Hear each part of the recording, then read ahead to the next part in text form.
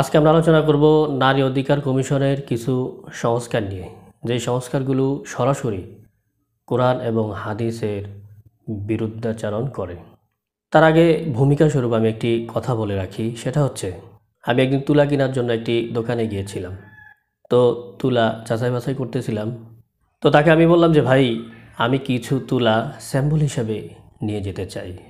তো সে আমাকে সাফ জানিয়ে দিল যে ভাই, তুলা স্যাম্পল হিসেবে নেওয়ার কোনো পারমিশন আমরা দেই না, কারণ আমাদের এটা নিয়মের মধ্যে নেই। চিন্তা করেন, একজন দোকানদার ব্যবসায়ী, তার একটি নির্ধারিত রুলস আছে। এই রুলসের বাইরে গিয়ে আপনি তার সাথে লেনদেন করতে পারবেন না। সে সরাসরি আপনাকে না বলে দিবে। আমাদের ধর্ম হচ্ছে ইসলাম। আল্লাহ তাআলা আমাদের জীবন বিধানের জন্য কোরআনুল কারীমকে দিয়েছেন। এটার বাইরে যাওয়ার কোনো সুযোগ নাই। যতদিন আমি বেঁচে থাকব, এই কোরআনুল কারীমকে বুকে ধারণ করেই বাঁচতে হবে। এবার আসি মূল কথায়। তারা যে কয়টি সংস্কার চেয়েছেন, আস্তে আস্তে আমি সবগুলো বলার চেষ্টা করব। আশা করি আপনারা ধৈর্য সহকারে এই ভিডিওটি কন্টিনিউ করবেন। 1 নম্বর সংস্কার তারা যেটা চেয়েছে সেটা হচ্ছে, নারী সংস্কার কমিশনের প্রতিবেদনের 11তম অধ্যায়ে 11.3.1 ক অনুচ্ছেদে বলা হয়েছে, নারীদের সম্পত্তির সমান অধিকার নিশ্চিত করতে মুসলিম ও হিন্দু উত্তরাধিকার আইন সংশোধন করা জরুরি। উল্লেখিত অনুচ্ছেদে সম্পত্তিতে সমান অধিকার বিষয়টি সরাসরি কোরআনের সাথে সাংঘর্ষিক। তার প্রমাণ হচ্ছে সূরা নিসার 11 নং আয়াত, লিযযাকারি মিসলু হাযযিল উনসায়াইন, অর্থাৎ একজন পুরুষের জন্য আছে 2 নারীর সমান অংশ। 2 নম্বর সংস্কার তারা যেটা চেয়েছে, প্রতিবেদনের 5ম অধ্যায়ের 3.2.3 খ অনুচ্ছেদে বলা হয়েছে, জন্ম মৃত্যু বিবাহ তালাকের তথ্য স্থানীয় সরকার প্রতিষ্ঠান ও কাজী অফিসের মধ্যে যাচাইয়ের জন্য তথ্য বিনিময়ের ডিজিটাল অ্যাক্সেস ব্যবস্থা করা, যাতে কম বয়সে বিবাহ ও বহু বিবাহ রোধ করা যায়। উল্লেখিত এই অনুচ্ছেদের বহু বিবাহ রোধ অংশটি কোরআন ও হাদিসের সঙ্গে সাংঘর্ষিক। তার প্রমাণ হচ্ছে, ফাঙ্কিহু মা তাবা লাকুম মিনান নিসাই মাসনা ওয়া সুলাসা ওয়া রুবা', অর্থাৎ তবে তোমরা যেসব নারীকে পছন্দ করো তাদের মধ্যে 2, 3 বা 4 জনকে বিয়ে করো। সূরা নিসা আয়াত নং 32। এবং রাসূলুল্লাহ সাল্লাল্লাহু আলাইহি ওয়াসাল্লামের একটি হাদিসেরও বিরুদ্ধে যায় তাদের এই সংস্কার। হাদিসটি মুসলিম শরীফ এবং বুখারী শরীফের মধ্যে বর্ণিত হয়েছে, তোমাদের মধ্যে যারা বিয়ে করার সামর্থ্য রাখে তারা যেন বিয়ে করে, কেননা বিয়ে তার দৃষ্টিকে সংযত রাখে এবং লজ্জাস্থান হেফাজত করে, এবং যার বিয়ে করার সামর্থ্য নেই সে যেন সওম পালন করে, কেননা সওম অর্থাৎ রোজা তার যৌনতাকে দমন করবে। 3 নং সংস্কার তারা যেটা চেয়েছেন এবং সেটা কোরআন এবং হাদিসের সাথে সাংঘর্ষিক, সেটা হচ্ছে, বইয়ের 10ম অধ্যায়ে শিরোনামে রয়েছে, শরীর আমার, সিদ্ধান্ত আমার। উক্ত অংশটি সরাসরি কোরআনের সাথে সাংঘর্ষিক। কোরআন থেকে তার প্রমাণ, আলা লাহুল খালকু ওয়াল আমর, সতর্ক হও, সৃষ্টি ও আদেশ একমাত্র তারই অর্থাৎ আল্লাহর। ইনিল হুকমু ইল্লা লিল্লাহ, অর্থাৎ ফয়সালার অধিকার কেবল আল্লাহরই। ওয়ামান লাম ইয়াহকুম বিমা আনজালাল্লাহু ফাউলাইকা হুমুল কাফিরুন, অর্থাৎ যে কেউ আল্লাহ যা অবতীর্ণ করেছেন তা অনুযায়ী বিচার করে না তারাই কাফির, অবিশ্বাসী। 4 নং সংস্কার তারা যেটা চেয়েছে সেটা হচ্ছে, 10ম অধ্যায়ের 10.2 অনুচ্ছেদে বলা হয়েছে, সমাজে প্রচলিত প্রথা, কুসংস্কার ও মাসিক সম্পর্কে ভ্রান্ত ও নেতিবাচক ভ্রান্ত ধারণা নারী ও কিশোরীদের মাসিক স্বাস্থ্য ব্যবস্থাপনার ক্ষেত্রে বড় বাধা। সংস্কার প্রতিবেদনের এই অংশটি কোরআনের সাথে সরাসরি সাংঘর্ষিক। তার প্রমাণ কোরআনুল কারীমের এই আয়াত, ইয়াসআলুনাকা আনিল মাহিদ কুল হুয়া আযান ফা'তাজিলুন নিসাআ ফিল মাহিদ ওয়া লা তাকরাবুহুন্না হাত্তা ইয়াতহুরনা ফাইযা তাতাহহারনা ফাতুহুন্না মিন হাইসু আমারাকুমুল্লাহ ইন্নাল্লাহা ইউহিব্বুত তাওয়াবিনা ওয়া ইউহিব্বুল মুতাতাহহিরিন, অর্থাৎ তারা আপনাকে ঋতুস্রাব মাসিক সম্পর্কে জিজ্ঞাসা করে, আপনি বলুন এটি এক প্রকার কষ্ট, সুতরাং রীতিমতি অবস্থায় নারীদের থেকে দূরে থাকো এবং তারা পবিত্র না হওয়া পর্যন্ত তাদের সঙ্গে সহবাস করো না। যখন তারা পরিশুদ্ধ হয়ে যাবে তখন আল্লাহ যেভাবে তোমাদেরকে আদেশ দিয়েছেন সেভাবেই তাদের কাছে গমন করো। নিশ্চয়ই আল্লাহ তাআলা গ্রহণকারীদের ভালোবাসেন এবং পবিত্রতা অবলম্বনকারীদের ভালোবাসেন। এবং তাদের সংস্কারটি যে হাদিসের বিরোধিতা করে তার প্রমাণ হাদিসটি সহিহ বুখারীতে এসেছে। আবু মাসুদ উকবা ইবনু আমর আল আনসারি আল বদরি রাদিয়াল্লাহু তাআলা আনহু থেকে বর্ণিত, তিনি বলেন, রাসূলুল্লাহ সাল্লাল্লাহু আলাইহি ওয়াসাল্লাম বলেছেন, আগের নবীদের বাণীসমূহ থেকে যে কথাগুলো মানুষ পেয়েছে তার একটি হলো, যদি তোমার লজ্জা না থাকে তবে তুমি যাহা খুশি তাহাই করো।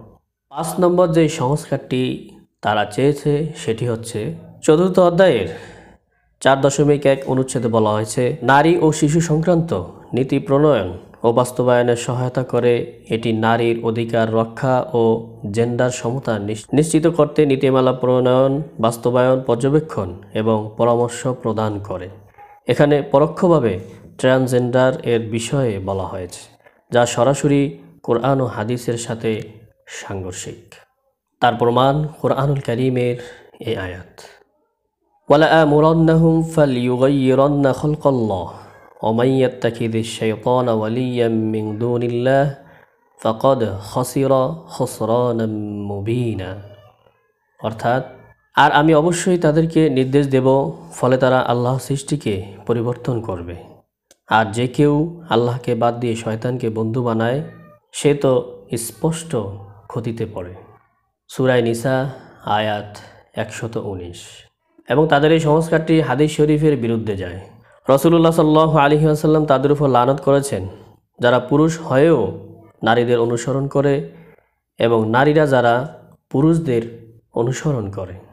6 নম্বর সংস্কারটি যেটি তারা চেয়েছে সেটি হচ্ছে 6ষ্ঠ অধ্যায়ের 6.3.1 ক অনুচ্ছেদে বলা হয়েছে, বিবাহ বিচ্ছেদ, স্ত্রী ও সন্তানের ভরণ পোষণ, দেনমোহর, উত্তরাধিকার, অভিভাবকত্ব ও নাগরিকত্ব আইনে নারী ও পুরুষের সমান অধিকার নিশ্চিত করা তথা ইসলামী আইনে থাকা নারী ও পুরুষের মধ্যকার বৈষম্য দূর করা।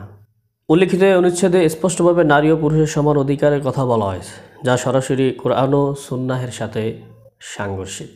যেমন আল্লাহ তাআলা কোরআনুল কারীমের মধ্যে বলেছেন, আর-রিজালু কাওয়ামুনা আলান নিসা বিমা ফাদ্দালাল্লাহু বা'দাহুম আলা বা'দ।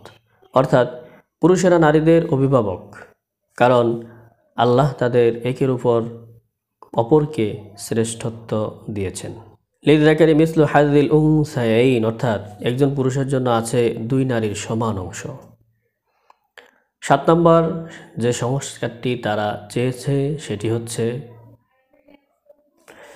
3য় অধ্যায়ে 3.2.2.1.4 খ অনুচ্ছেদে বলা হয়েছে, শিশু ও দত্তক গ্রহণ সংস্কার করে আইনি দত্তক গ্রহণ বিষয়ক একটি স্বতন্ত্র আইন প্রণয়ন করা, যা শিশুটিকে দত্তক পরিবারে অন্তর্ভুক্ত হিসেবে স্বীকৃতি দিবে, পূর্ণ উত্তরাধিকার প্রদান করবে এবং শিশুটিকে গর্ভজাত সন্তানের মতো একই আইনে সুবিধা প্রদান করবে।